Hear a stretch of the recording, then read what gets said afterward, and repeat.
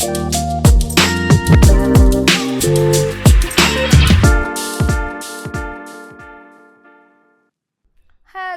guys. Welcome to another episode on the pod. Ha! This has been a journey, guys. This has been a journey. We've been learning so much. Personally, I feel like I've been learning so much when it comes to money, planning, budgeting, investing. I mean, the last episode on investments, they delve deep into why you need to diversify, why you need to make sure you're not putting all your eggs in one basket, and why, as even young people, like it's really good to start investing now, right? Start investing with your 100,000, your 50,000, any amount you have. Just start now, right? And speaking about that, we now want to delve into a topic where we talk about 9 to 5ers, entrepreneurs, because as much as we want to, this podcast is called Entrepreneur's Guide to Retirement. We also want to make sure that we're touching on every aspect of, the young people's life. It's not just entrepreneurs that are out there, right? Yeah, some of us that were 9 to 5ers and we're also entrepreneurs. And some of us that were just 9 to 5ers alone. So yeah, on this episode, guys, we are going to be talking about what is financial planning better, being a 9 to 5er or being an entrepreneur, how to combine both of them together. So welcome to another episode on the Entrepreneur's Guide to Retirement podcast. And I am your humble host, Alima. And today, guys, I have two brains with me. But before we get into them, if you've not subscribed, please make sure that you click on that subscribe button now. Turn on post notifications so you know when we drop a new episode. And please like this episode and drop loads and loads of comments in the comment section below. And remember that this podcast is brought to you by Oak Pensions, your #1 pensions fund administrator in Nigeria. So yes, if you've not plugged into Oak Pensions yet, make sure that you do that right away. Go to your Apple store, your Play Store, whatever store that you get your apps from. And yeah, download the Oak Pensions app and sign up. Save for the future, guys. Save for the future. Start your pensions today. So today, guys, I have with me two brains, right? In the gig economy, a lot of times people feel like, oh, because you're freelancing, maybe you're not doing anything with your life. Or they look at you and they say, what are you doing? And you say, oh, I'm a freelancer. And they're like, okay, like, so what are you actually doing for money? I'm like, yeah, that's what I do for money, right? People don't rate you sometimes.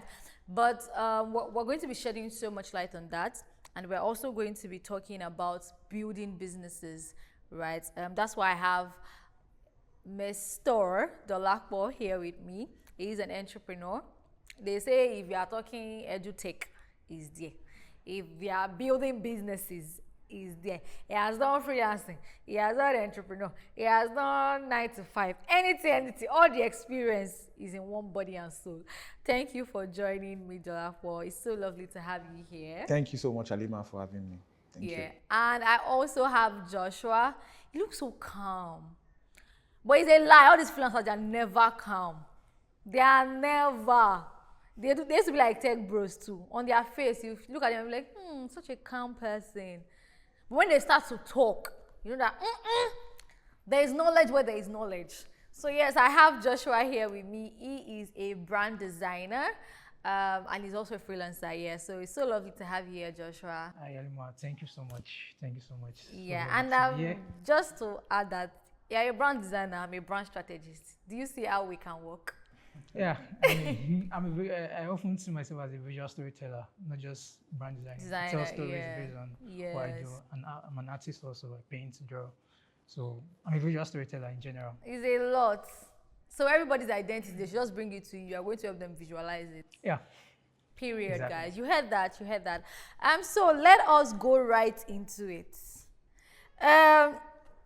Do you think it is smarter to start with a 9 to 5 and then transition to entrepreneur, or start with the entrepreneurship and transition to 9 to 5?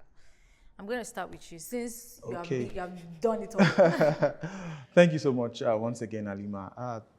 I think it depends. It depends on the individual. For me, I don't see it as a, you have to do it a certain way. However, the benefits for starting in 9 to 5 are actually enormous. Because when you start your career as a 9 to 5, you get to learn systems. You get to like have a mentor. You get to see different departments, how it's run. Yes. From finance to marketing, to leadership. So you get to learn those things for free. Having it at the back of your mind that you want to start something, later For on. yourself, Yeah. So it's kind of like you get to see like the top bosses, how they make decisions, how they do things, how each department works to make everything run. So that's kind of like sometimes it can actually even be like a kind of like an MBA, but you are learning that inside an organization. But however, as I said earlier, it depends on the individual.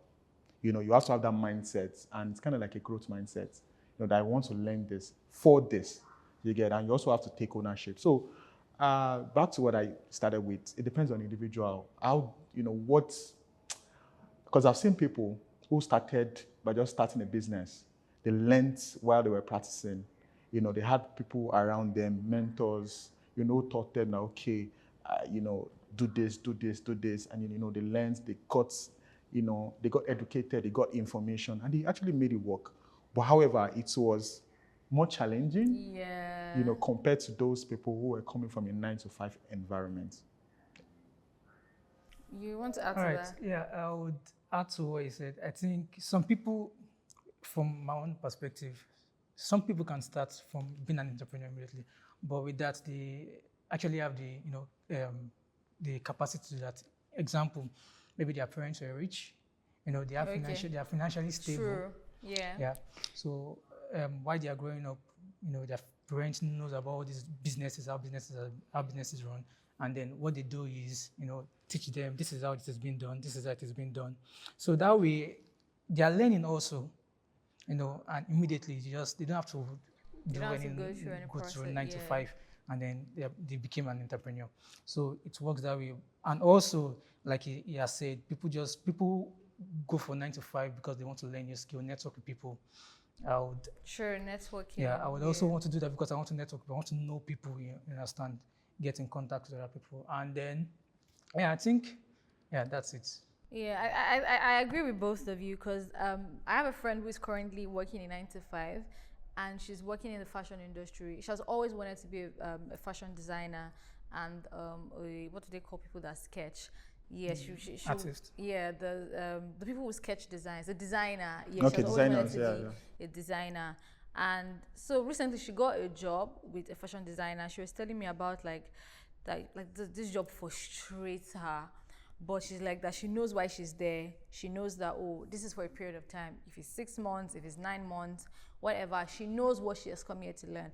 And she knows that her boss works with like a lot of top people, so she's also using that to build her network and also just learn how the entire business is run. Because as much as it is a 9 to 5 for you, it is an entrepreneur for the owner. Exactly. Yes. So like you're learning the ropes of the entrepreneurship while you work in 9 to 5. So yeah, I do agree with that. And I think it just even applies to like different things that we do, like as creatives as well. When you're working in a creative organization, you're learning how to be a standalone creative.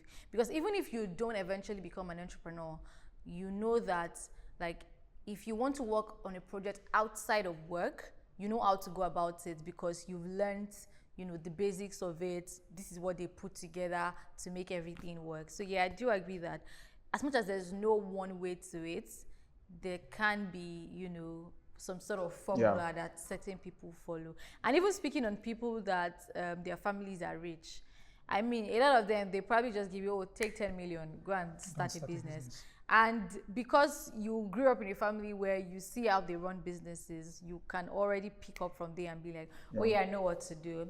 And some of them as well, they probably even still like follow their parents to the office once in a while, meet with the accountant, meet with this department. Yeah, so I agree that as much as there's no formula to it, there can be a procedure that many people oftentimes follow. And also to add to what you said lastly, I think it's the education part that even creating an environment where the children can actually have those kind of experiences, Yeah. going to the offices with the parents, seeing how things work, not just the money. Because if you give someone just money, that person is actually going to squander the money without even planning to squander the money. Yeah, because they don't know how to manage it yet. Exactly. And they don't understand that money is like this.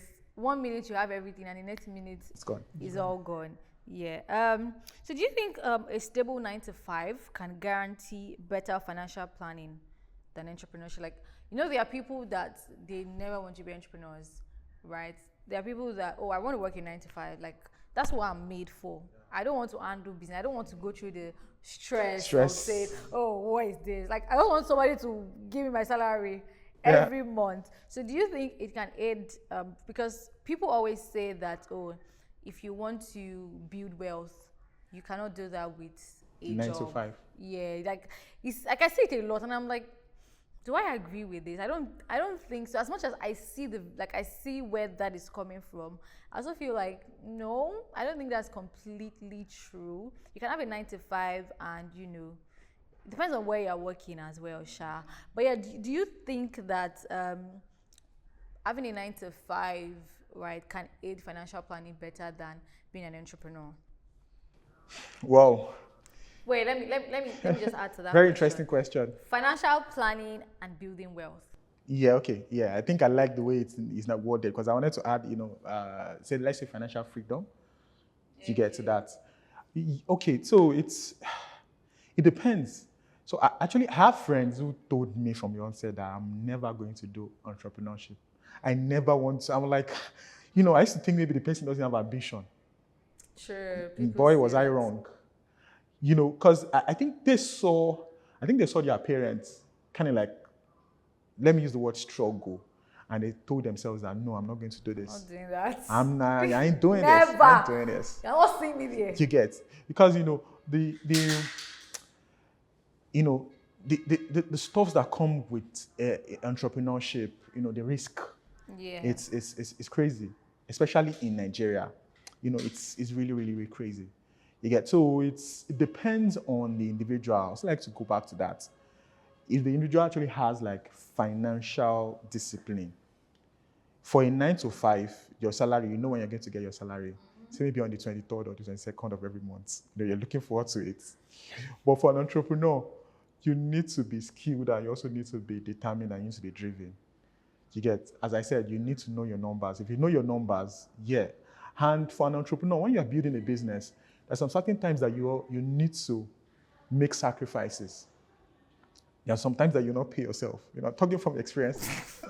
I can feel the pain. There's something that you will not pay yourself. Like, exactly. There's sometimes that you will not pay yourself, but you need to pay your employee, because they're the ones, bringing in the funds.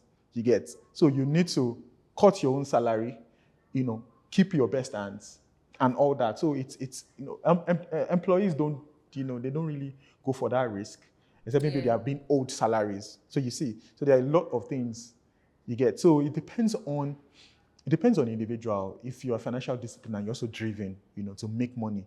For an entrepreneur, you need to build systems that bring in the money. You get, reduce costs, drive up your profits, your revenue, and all that. But for the employee, at the end of the, there's a popular, exactly, there's a popular Yoruba saying, whether it's not complete, whether it's complete, my salary must be, exactly. Thank you so much. So that's it for me. I think it depends on the individual, and also, on a lot of factors. So I won't really say whether it's better, for financial freedom, but by observation, we tend to see that, on the long run, entrepreneurs who stick to it, they tend to get better, returns, for financial freedom and all that. So I think there is, no, I don't think. When looking at it from this aspect, so let's say for 9 to 5 hours, yeah, there's a fixed, let me put it, there's a fixed income coming in. Yeah. So there's a range you can get to. You can't just go past that. I don't know if you understand. Yeah. So if you're getting 500K every month, when you multiply it by 12, you know how much you're earning. You know how much you're earning. 6 million is 6 million. But it's different for an entrepreneur. You understand? Someone wants a business. Today, I feel not see money. You understand? Next week, I feel see money of 1 year. Yeah. Next month, I feel see money of, you understand? So it differs. And then for me, I'll go with the entrepreneur because there's risk to it also, like you said. There's a lot of risk to it, but it just depends on the amount of time, the amount of effort you also put into it. It's how smart you are also about it, not just how hard you work, Yeah. So the smarter you work, the more. So it's how smart you just go about it. But for 9 to 5 hours, it's always a fix, and then you get to spend money on so many things. You understand? So that's it for me. Yeah. I think so. For me, just add to what you guys have said. I think for financial planning, you can plan as a 9 to 5er. You can always plan ahead, right? Like, you know what you're planning with. It's not with you, but it's feasible. You can tell that, oh, this is what I am planning on. So if I'm saying, okay, every month I want to save 300,000 because I earn 700,000, right? You know that, okay, every month you're saving this particular amount of money. At some point you might decide to increase it, maybe because your salary increases or whatever, but it's steady and it's stable, and it is, so you can think of a future with that. However, with entrepreneurship, as much as at some point you can skyrocket, a lot of businesses drain.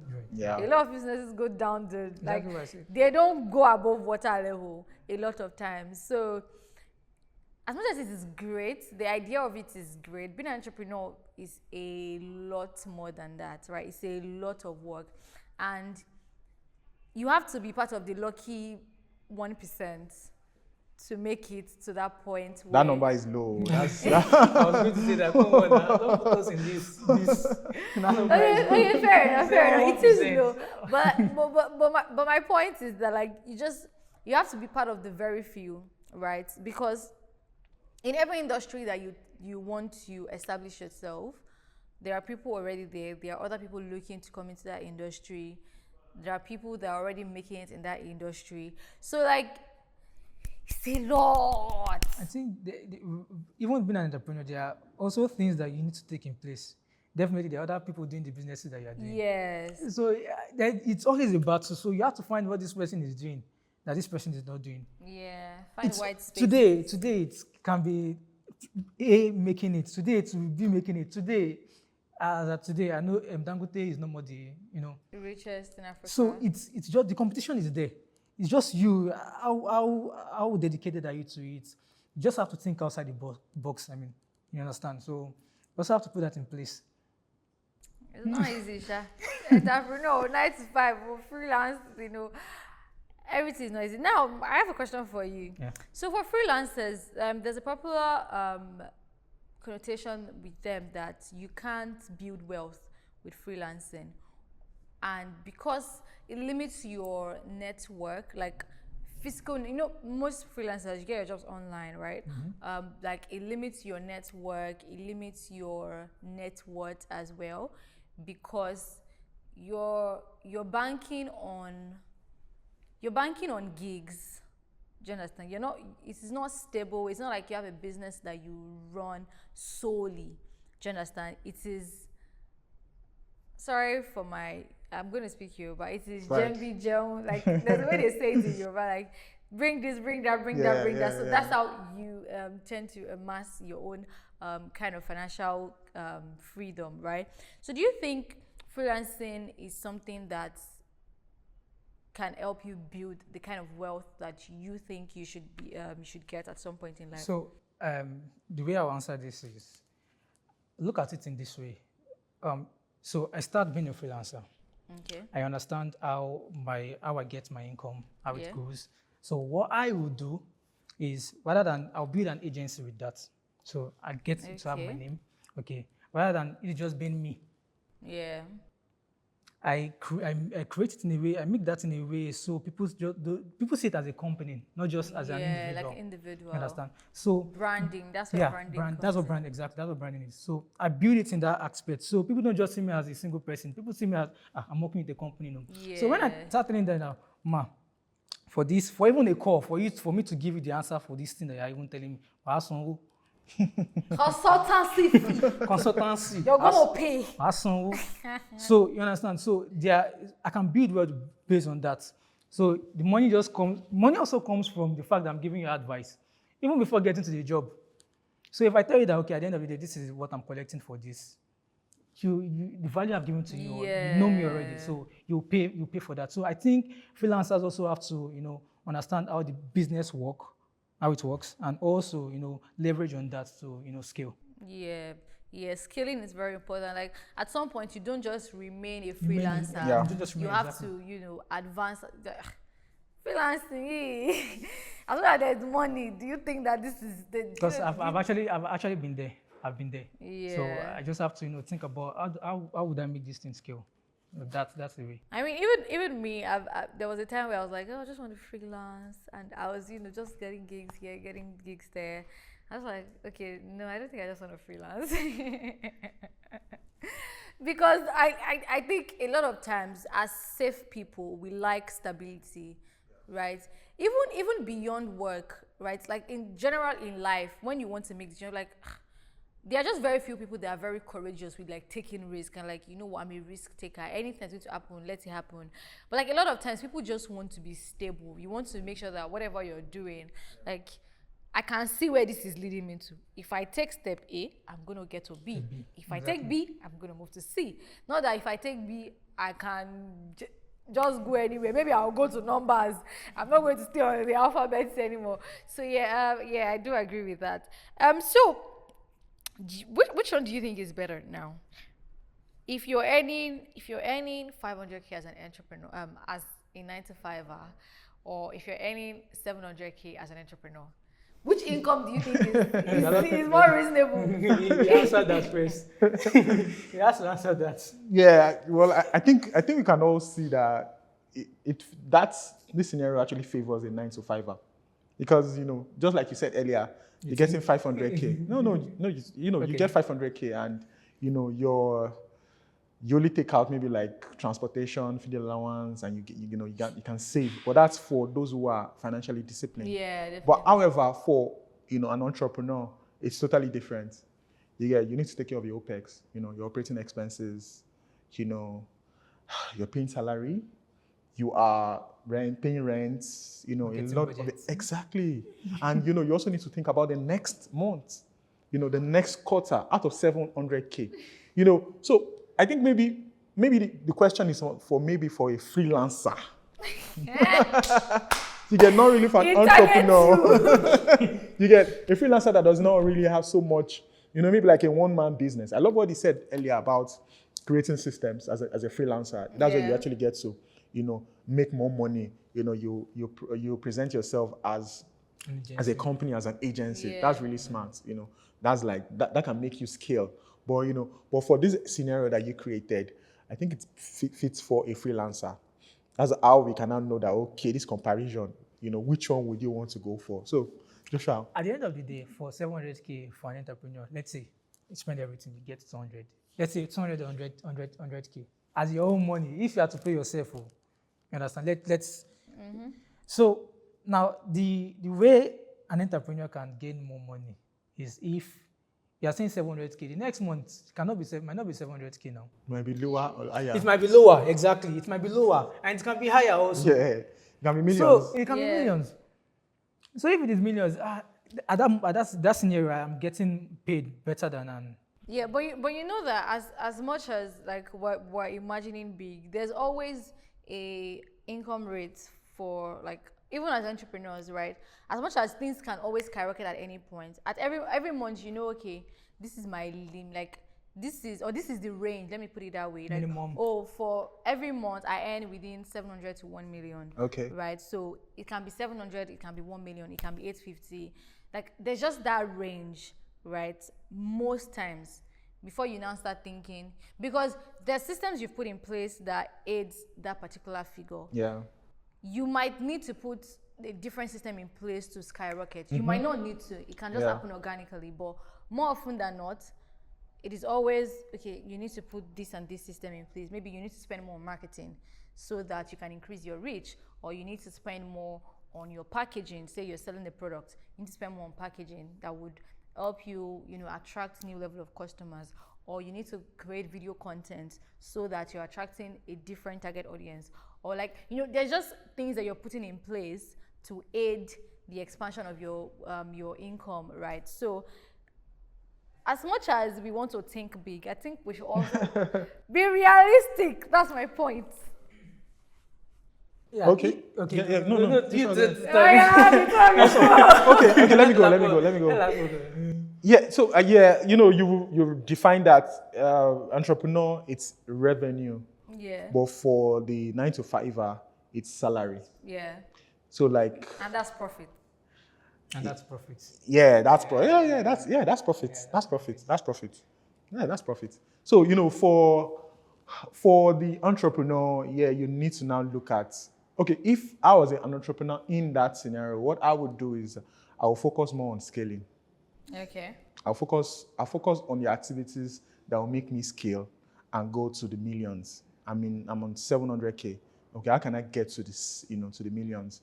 How do I defer, some certain benefits for now? You get, what can I do instead of saying maybe I want to get like an employee? You get, just focus on those things that will actually bring in the revenue. How can I get more customers? How can I, as you said, how can I target, better paying clients? How do I change my target audience? Use the 80-20 rule. Which is like the 20% bringing 80% of the result of the revenue. How do I focus on those people? Do you get? So I'll use the 700K to invest into those activities. So you don't have any money like Yes. this. And so I think that's also another characteristics of an entrepreneur. You need to be able to defer, some gratifications because you are seeing the future. You get, and as you said, jama. So there's this book there's this book I read one time, Rich Dad Poor Dad. So it said something about when he likes, let me just summarize. He likes the fact that when he's broke or when he borrows money, it gives him this ability. I don't want to suffer. You understand? So that is already in me. So just give me that potential or that zeal to work harder and work smarter. So I like that. I like what you said there. So just my final question for you, but this is off the chart, right?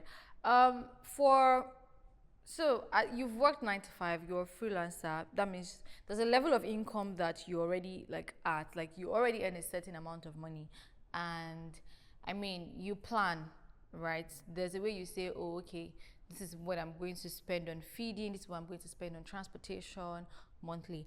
Now let's bring it to current state of the country where you cannot plan. Like you can plan, but they will plan for you. They have plans.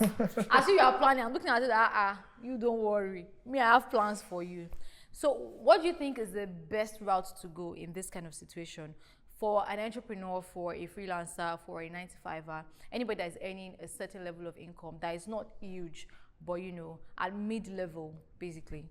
What do you think is the best way to now plan financially? Yeah, I think Joshua should go first. I think we're having a conversation. Very interesting. Earlier. I was like, okay. Personally, I know, for me personally, I know what I spend things on. Yeah. So I know that, okay, this week I spend money on food. This way I have to send my sister money. So so black tax. Yeah. Is there. That way I know the amount of money I spend in a week. So when I work for someone, there's a particular percentage I save.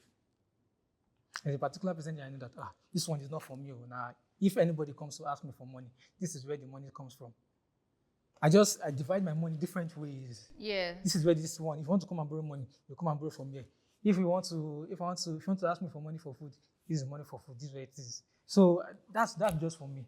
I don't know about. Yeah, like I get that. My point is now, the money that you're spending on food, let's say it's 50K naturally. Now you cannot spend 50K for 30 days anymore because they say that food have costs. Yeah. Now you have to spend 100K. Do you shorten from one place to another? Do you reduce a particular percentage for another? Realistically speaking, it happens. I do that. The economy. Let's be realistic. It happens. I do that. Even like, yesterday, I went to the market. I went to my chef market first time. And I feel like everybody first is on time, my toes. I'm not going to lie. No, I know. It's the first time I went there. But then, it's different. Yeah, but then I was happy. No, there's some sorry to cut. There are just some things that you go through in this country. Exactly. Like, That you have to be creative Yes. and do things that you've not done before. Yeah. I went there, and then at the end of the day, I spent about, I'm not going to lie, it was something small, but I spent about 50K, 50,000 naira for just, I could carry it. But before you could, you have to put it in. I could carry it. What do you mean? So in that scenario, I knew where I'm not supposed to touch this money, but I did. There's nothing I can do. It is not just the same thing. But I was happy because maybe because the way I was pricing the market. This one. No, when I go back, you develop some skills which you didn't really have. Develop some skills. When I go back home and then I was happy. I was telling myself, I was like, it's like, you enjoy this market that you went to. I was like, MK. I enjoyed it too. This one, know how much I bought this year. I priced two of them like this. You come outside, go and check how much they're selling it outside. But at the same time, even though I try to, minimize everything or try to, take from here, I still spent a lot. Realistically speaking, because it is not the same amount I was spending before and I'm spending now. Every week, we are talking about it exactly. Yeah. Every week, things keep on increasing every time. Transport fare alone. Yeah. Right now, please don't even go there. People that are still entering Uber, go. I don't know. You are the 1% of the 1%. Don't even go there. Like I was saying, right now, if you are saving in naira, it's a big risk. Because you want to buy, example now, you want to buy a phone. I was giving them an example. You want to buy a phone. I say, okay, when the phone is 600K, no problem. I'm saving the money. Money is to get 600. Tomorrow you see the phone is already 620,000. Okay, don't worry, save it just 20,000. Next tomorrow you're seeing 700K, kilo day. Why is life tough? Kilo day. You understand? So, but then, as entrepreneurs too, as a freelancer, you have to, struggle. The same way I'm spending more. My cost of, let me not say my cost. The way I charge people also have to increase. Mind you, I have to give value also. Let them see the reason why I'm doing that. I might not have to tell them that the cost of things, but as entrepreneurs, the way we think, I agree with that because I feel like there's some people when you see what their products. A lot of people that sell products, right? Like this is not even to shade anybody, but a lot of what do they call the ready-to-wear brands? You look at their products and you're like, I understand that the country is hard. But don't come and use my money to buy land. Because what are you selling to me? This clothes that is 1 year that you do use, that's what you want to collect all my life savings for. Like, as much as you want to price yourself, as much as you want to make sure that, you're scaling, you're earning more, and you're beating the economy in their game, like, you need to make sure that there's value in what you're giving out. Like, exactly. even if it's writing, like, let's say you're a writer, probably the way you write before, it has to change. You have to turn to Wale Shoyinka. Add some skills to it. That, sir, the money is like this now. You'll be like, why? Sir, see what I gave to you. It's exactly not the way it was before. Never about the fact I'm just increasing my price. Today I'm adding, instead of giving you one design to choose from, I'm giving you like 2. You understand? So, sir, the time I'm putting into this is different. And time na money. Yeah, exactly. Just to, let's take it from where he stopped. For entrepreneurs and right now in the country, I look at 2 things we can actually do, which I'm even doing right now. As you said, we need to cut down on some certain things. Yeah. Some things we call luxury, before now, and it's relative. Cut down on some certain things, and also most importantly, build capacity. I think that's what he just said now. Build capacity. Kind of like, how can we give more value?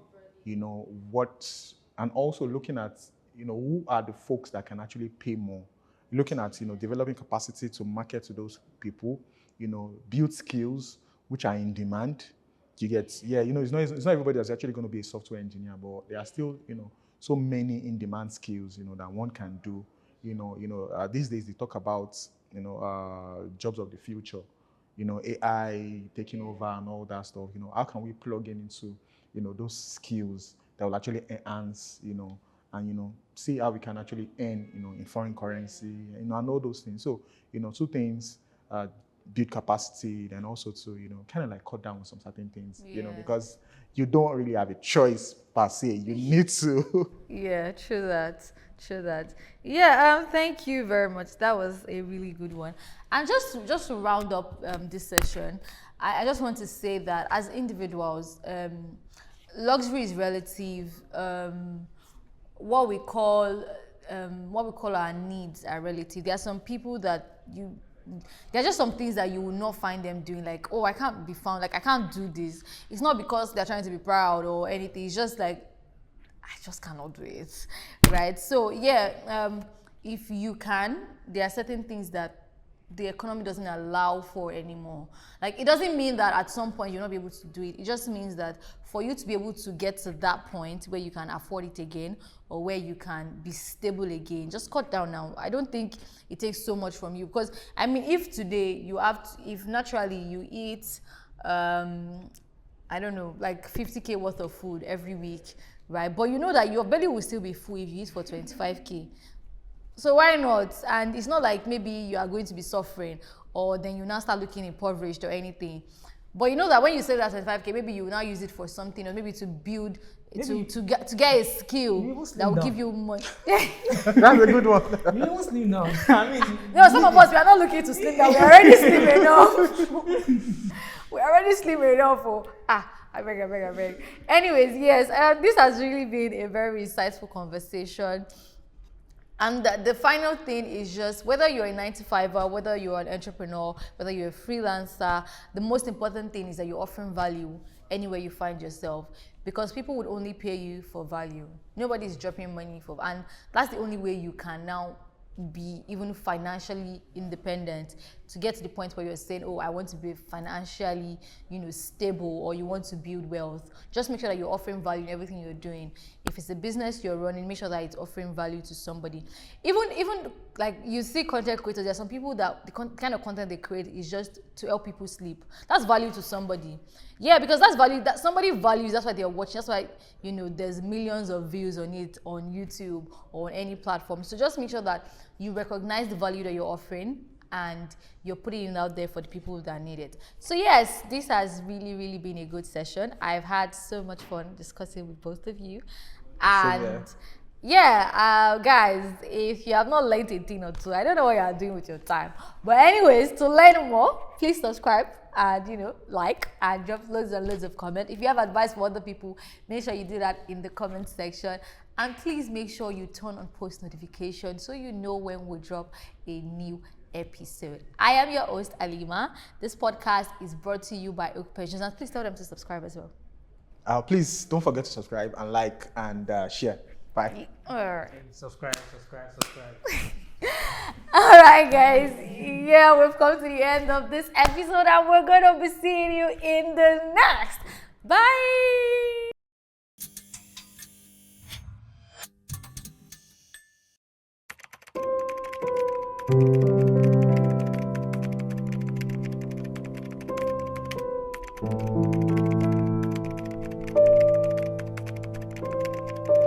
Thank you.